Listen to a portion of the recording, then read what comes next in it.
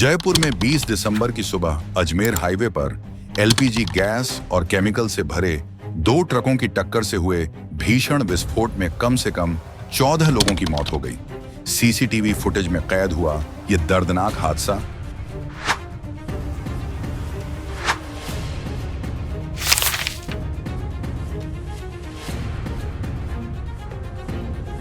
जिसमें आग की लपटें आसमान छू रही थीं और 44 से अधिक लोग घायल हो गए। शुक्रवार सुबह 5:45 पर एलपीजी से भरा टैंकर अजमेर की तरफ से जयपुर आ रहा था।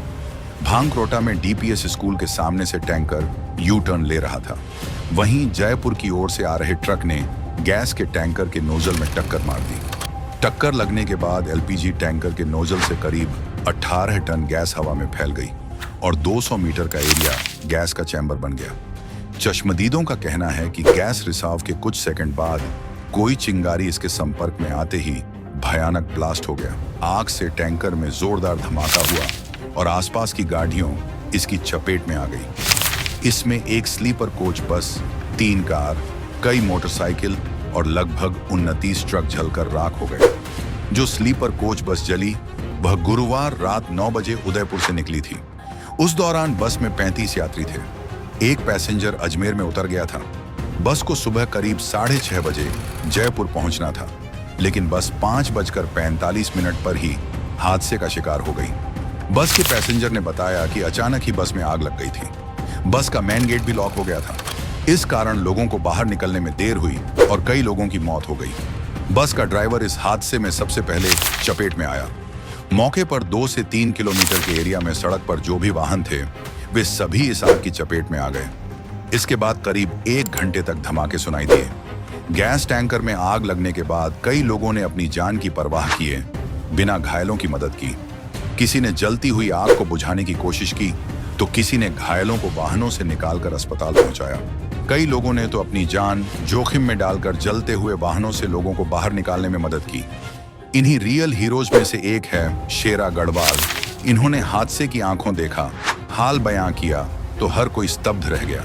गढ़वालों की ढाणी निवासी शेरा गढ़वाल ने बताया कि हादसे के वक्त वो अजमेर रोड पर सुबह मॉर्निंग वॉक कर रहे थे। धमाके के वक्त वो घटनास्थल से कुछ ही दूरी पर थे।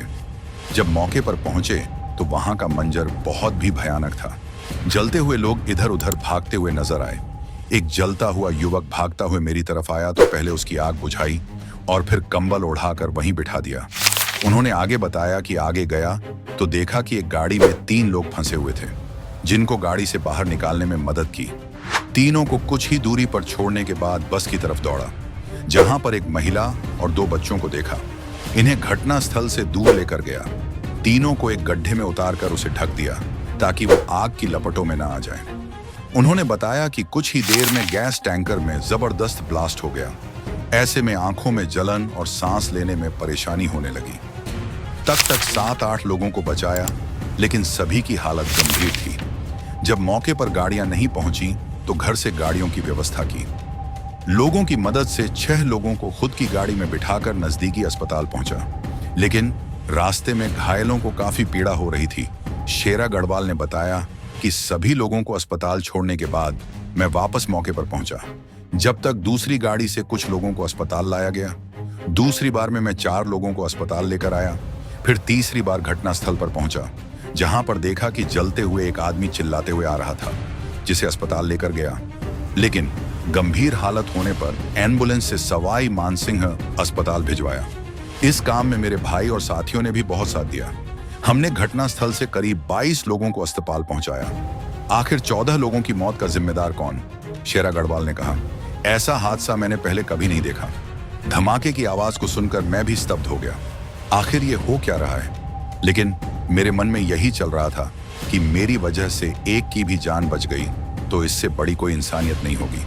मैं खुद की जान की परवाह किए बिना यही सोचकर लगा रहा कि मैं कितने लोगों की जान बचा सकता हूँ। ऐसा हादसा मैंने पहले कभी नहीं देखा। मैं यही चाहता हूं कि ऐसा कुछ फिर से न हो। जयपुर अग्निकांड ने न केवल कई जिंदगियों को समाप्त कर दिया, बल्कि यह एक चेतावनी भी है कि हमें सड़क सुरक्षा और आपातकालीन सेवाओं के प्रति अधिक सतर्क और जिम्मेदार होना होगा। प्रशासन को चाहिए कि वह ऐसे ब्लैक स्पॉट्स की पहचान कर समय रहते आवश्यक कदम उठाए ताकि भविष्य में इस तरह की घटनाओं से बचा जा सके। इस त्रासदी से प्रभावित सभी परिवारों के प्रति हमारी गहरी संवेदनाएं हैं और हम प्रार्थना करते हैं कि घायल शीघ्र स्वस्थ हों।